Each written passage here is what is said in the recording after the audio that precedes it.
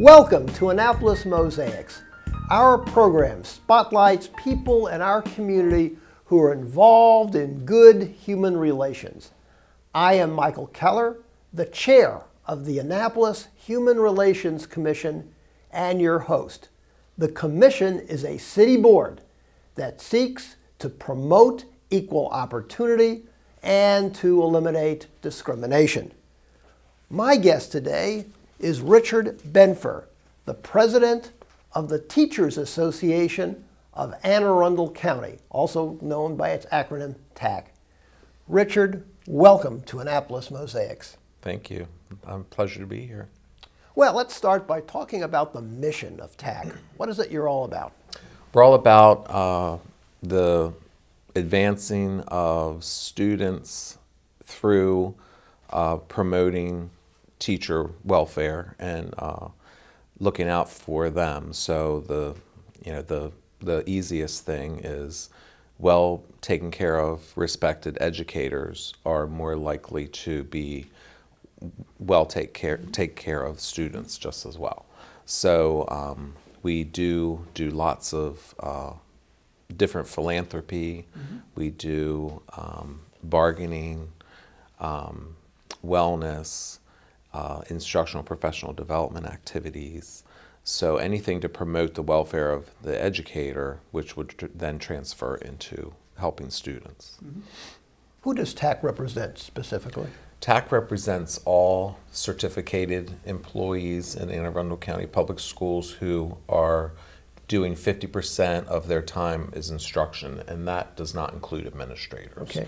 So we have just under 6,000 folks that we represent, and so that's...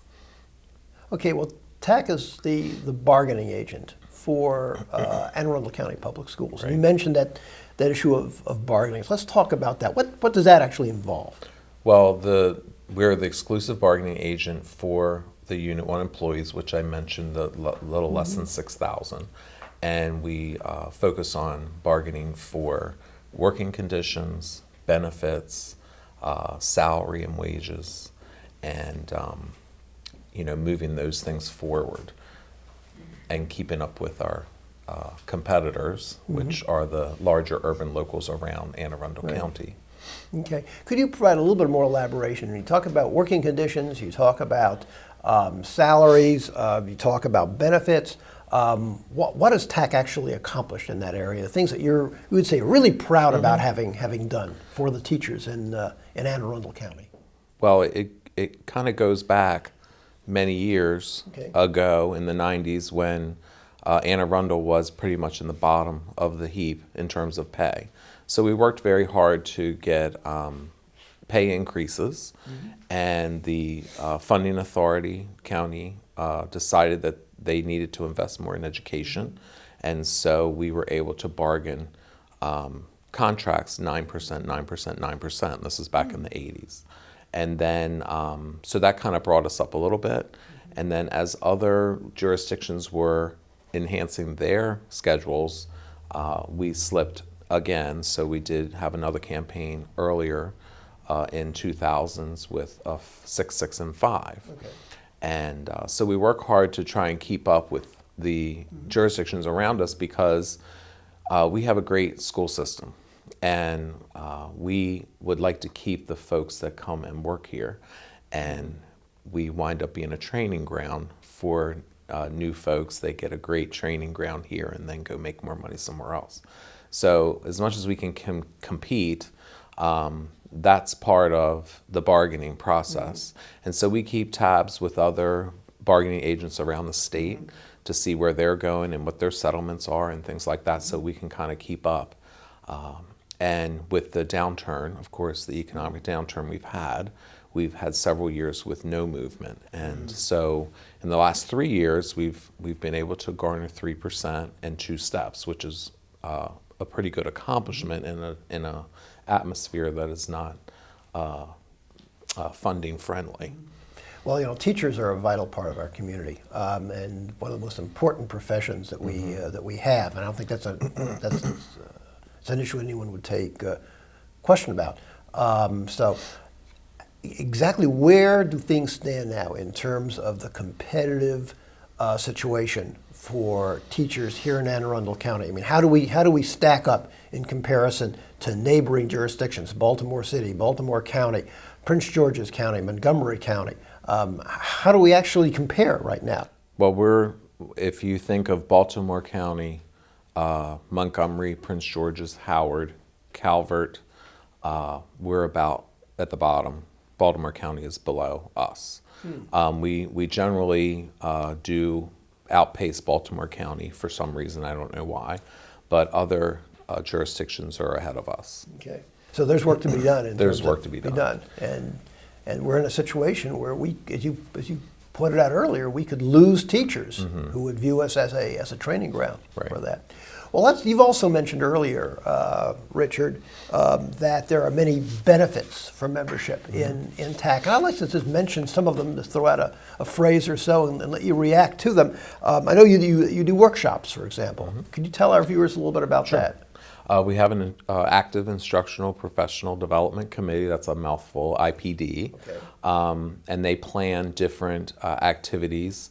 One was a chat and chew on social media, because that's a hot topic for educators because kids are so in tune to social media, and there's a lot of bad things out there for kids on social media.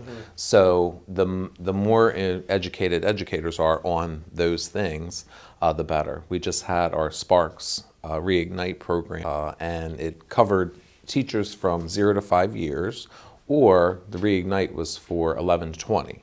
So we're sparking interest in the association and reigniting the interest with the other group.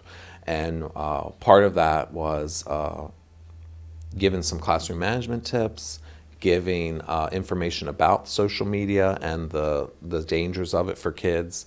And then the Reignite was more about what are the issues you're facing now that are different from when you began, and how are you coping, and what solutions are you coming up with, and we share those ideas, and then hopefully that gets shared back when they go back. So those are just two of the ideas that we carry on every year. Right. Yeah. And I also know that you also provide assistance to new teachers, individuals who are first starting out, and I know there has been some statistics that have shown that the burnout rate for new teachers is very, very high, especially those who teach in urban areas, and I'm sure that's an area of concern for you, and that you provide assistance to, as you call rookie teachers. What exactly do you do? Well, the school system has a program called Right Start, so that's already in place. And then we, have our workshops and so forth to give tips, like I was saying, on classroom management, how to navigate the curriculum, how to see how the standards apply to the lessons that you're teaching. A lot of people think the Common Core standards are the teaching, and that's just the standard directing you where to go. And then the curriculum picks up and goes with that. So it's kind of gets a little complicated sometimes. So we try and help folks with that sort of thing as well. Okay. And you also offer a professional library, I believe, through the NEA. Yes. Okay. And what does that constitute? Well, I mean, it's like so much stuff, from restorative practices to any kind of subject matter, any type of research that's come out that's new. So you can access those things through the NEA website, and they, you can even purchase those types of materials too. So there's lots of information. It's just having time to take advantage of it is the thing. Right. And you also, I think, provide grievance representation to teachers. What does all of that involve? Well, if a teacher has an issue with their administrator, something comes up, if it can't be solved with a meeting with the supervisor or principal, or through other means at the school site, then they can involve our UNISERV directors who work for MSEA, Maryland State Education Association, and they're assigned to TAAAC. We have 3. And So they go through and they see if they can solve the issue. Right. If they can't, then a grievance can be filed, and essentially the grievance is generally again, I want to say against, but against the principal, even if we're buddies, but that's just the process. So unfortunately, people are very hesitant to do those kinds of things because they have good relationships, but they also need to stand up for their own rights. And so the grievance process can help them do that. So for example, if you're being told you need to work and do this extra work all in your own time, and you've asked for the time and you can't get the time, then you can grieve for money for the time. And we've had people do that, particularly with the kindergarten readiness assessment, which is the hot topic of the state right now, where kindergarten teachers the first 6 weeks are basically working one-on-one with kids, testing them on iPads and so forth, while the rest of the class is being instructed by the teaching assistant and maybe a parent volunteer. So it is kind of daunting that all that instruction time is wasted to do this assessment. So there's lots of things going on at the legislature about that, and so we're hoping that they can modify that process. And we had some kindergarten teachers who filed a grievance because of all the time they had to take out of their day to do this work, and they won. And they won some money. So that's pretty much what that's about. We're going to take a break now, but when we return, I will have some additional questions for Richard about the Teachers Association of Anne Arundel County.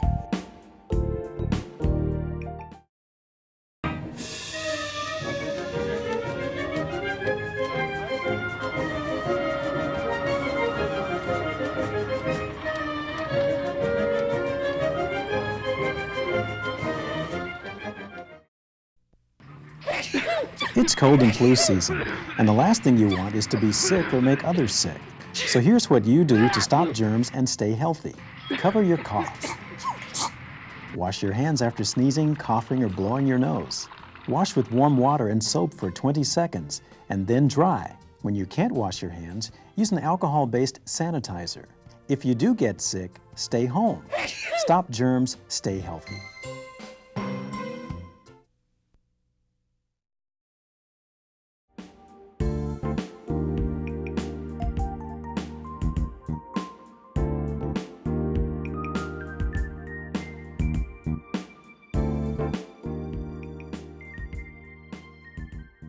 I'm talking today with Richard Benfer, who is the president of the Teachers Association of Anne Arundel County. Richard, you mentioned earlier today that you have around 6,000 teachers that you represent. Are all of these individuals actually members of TAAAC? Do you have individuals who are not members of TAAAC that you are required to represent in bargaining? How does that all work, at least here in Maryland and in Anne Arundel County? Well, we are the exclusive bargaining agent for the Unit 1 employees, as I mentioned, and we have about 5,990 members, and there are about 6,400 or so teachers or Unit 1 employees, so we have about a 91% market share. So we do represent a very large portion of the unit, and so. Okay, so you basically represent virtually all teachers in Anne Arundel County. Pretty much. Pretty much. Right, and you still represent them whether they're members or not in bargaining. That's right. But they don't get other benefits that members get or can take advantage of, like discounts on insurance and things like that, and other stuff. So basically, you've got a good product because they sign up for it. They don't have to, but they do. Yeah, and we have a housing program also that helps with first purchases and helps with closing costs and helps with discounts on rent for renting apartments, and through our member benefits, the Maryland residential experts do that. All right. You'd mentioned earlier that TAAAC is involved in philanthropic ventures.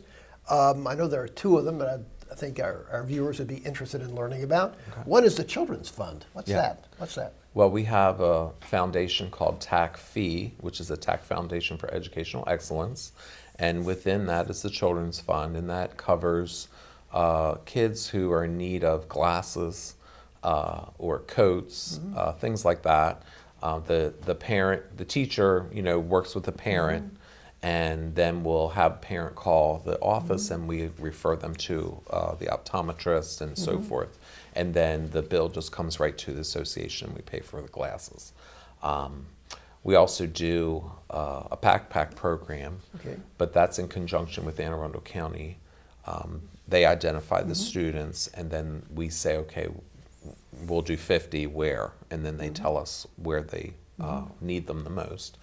Generally, we try to pick one school and do, all in one place, and that's usually every August. We work on that. And you also have something which is called the Foundation for Educational Excellence. Yeah, and that is part of the TAAAC fee. Okay. And what that does is provides competitive scholarships, which aren't a huge amount of money, but a $1,000 scholarship can go a long way for someone. So we do provide scholarships for students who are heading into the education profession, but there are other categories that do not pertain to education. So we actually, right now, they're doing those applications, and every spring we do that. And that's coming up pretty soon. We also have our Human Relations Award. It's called the Mills King Award, based on at Mills Parole Elementary School. That's where we used to have our activity. And we have some city council people help us out with that and share their knowledge of the fight for equal rights and so forth during the program. And then they highlight someone in the community who has shown human relations within their community. And it can be a teacher, it can be a community member, it can be whoever applies. And of course that's happening as we speak as well, every spring. TAAAC is involved in legislative lobbying on issues that are of concern to you. What are the hot buttons subjects right now? What are the areas that TAAAC is focusing on that it considers to be most important in terms of the legislative process in the General Assembly as well as the County Council? Well, as far as the County Council, the focus is generally funding, and everybody knows about that. So the state focuses right now on testing. So more teaching, less testing leads to more learning. So we've gone through this craze of data, where collecting data on kids is like the most important thing, when really the most important thing is building the relationships and getting the trust, and then actually teaching. So the topic now is trying to cap the amount of standardized testing coming down from the federal government and the state, so that we can teach instead of practicing to test all the time. You made reference to the whole issue of testing. And of course, Congress recently resurrected or renewed the No Child Left Behind law. Do you think that Congress has made some improvements to it? What does the Teachers Association think about the recently revised and updated law? Right. No Child Left Behind now was, Race to the Top. We had different acronyms for those, Race to the Bottom. But now it's Every Student Succeeds Act. And that really does lend more power to the state and local about the education of students, rather than that coming from the federal government with strings attached with money and so forth. So we feel that it's going to be a way better law. Part of it is to set up a dashboard, if you will, of educational equity. Making sure that students we have a gap, but we have more than the achievement gap. We have an opportunity gap, and so the opportunity gap for students is huge. And so closing that is even more important. So the more opportunities kids have, the more successful they're going to be. And that ultimately will lead to closing that achievement gap even more. Everybody talks about wanting to close it completely. Well, we work really hard to try and do that, and it's going to be difficult. But that doesn't mean you don't keep trying and working on it. So I think the new ESSA, as it's called, is going to help us do that. And what's your views about Common Core? It's years ago when this thing was introduced, almost all states, I think, except one state of Virginia, I think, had or one or two had signed on to it, and now there's been controversy, and you've got a number of states that are trying to pull back. The issue has fallen into the presidential campaign, where candidates have different opinions about it. What's your thought as a professional educator? What's your how it impacts both children as well as teachers, and some of its pluses and its minuses? Well, Common Core really is nothing more than a set of standards. We had the Maryland VSC, which were the standards we were following before. Common Core really does align pretty well with the Maryland standards that we were using. The one thing that's different is, for example, if I was teaching fractions, halves, and quarters in second grade, well, that is now in first grade. Okay. So they're bumping some of the rigorous material down to the lower level grades, which is controversial in its own nature because, the research shows that kids are ready for particular material at a particular time. Kindergarten's not like when you and I were in it. It's way different now, and all day. So the rigorous curriculum has to be developed to meet these standards. And Common Core, it will basically you teach for mastery. And that's a great concept. So if I have a classroom of 24, I'll probably have 4 groups of kids who are at different levels. And so that way I can differentiate and make sure I'm meeting their needs. The rub comes when the standardized tests, deadlines, and things you have to report to the central office, they get in the way. Because I know my group over here isn't ready to take that test, but I have to give it anyway because there's a deadline I have to meet to scan and report scores. So I report the scores, then they come back and say, well, what are you doing in there? Why aren't these kids moving? Well, they're not moving because I don't have enough time to get them to move. So that's one of the negatives that I see. But generally, the standards are, you hold students to a higher expectation, and they will rise to it. I taught 5th grade a long time, and I moved to 2nd. And it was a culture shock for sure, because they're way different human beings in 2nd grade. But the expectation I had for them was similar to the older kids. And by October, they were ready to go. And, I'm not saying that they were geniuses, but they certainly, when I held them to task, they rose to it. So it is possible to hold those expectations. But some kids just aren't there, and they just need more time. So.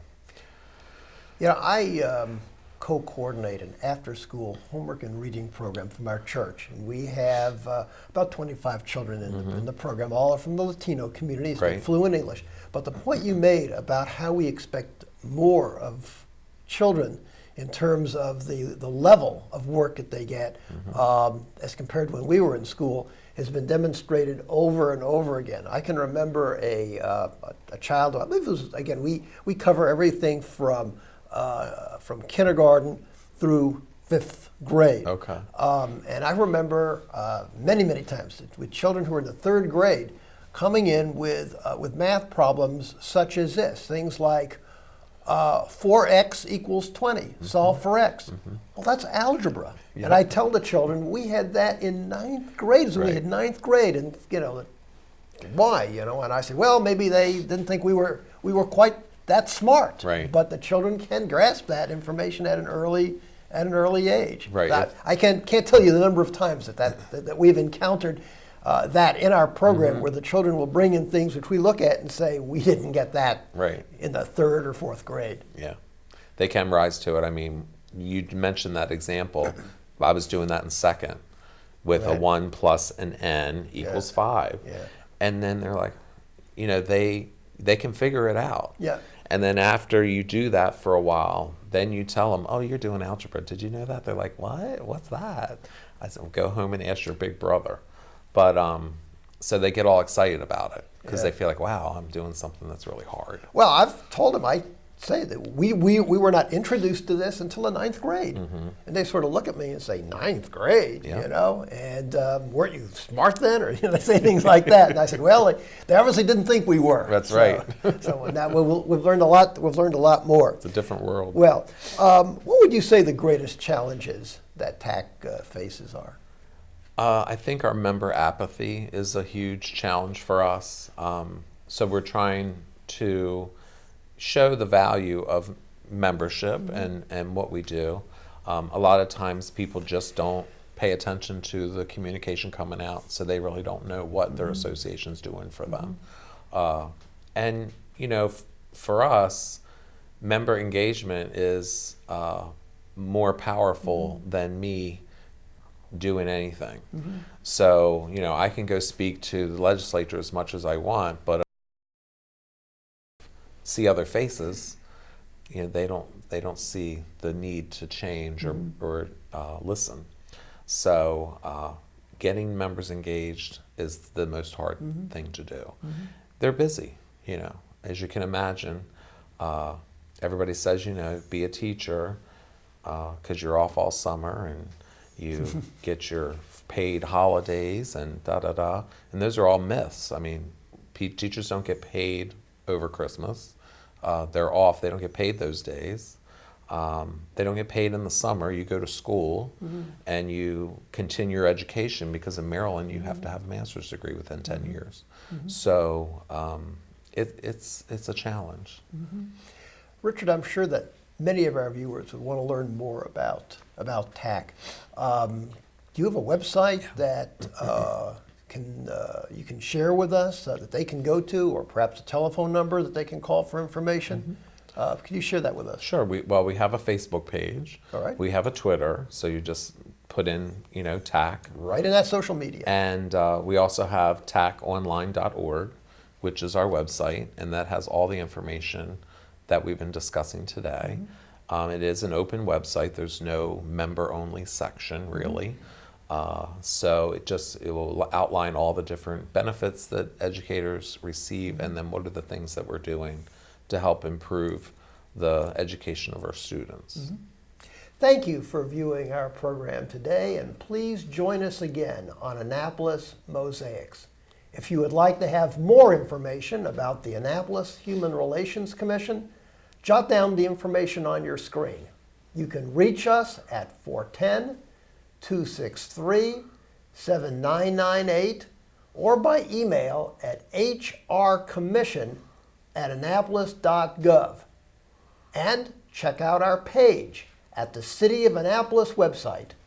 Go to www.annapolis.gov, click on the city government icon, and then click on Boards and Commissions and scroll down to the Human Relations Commission page.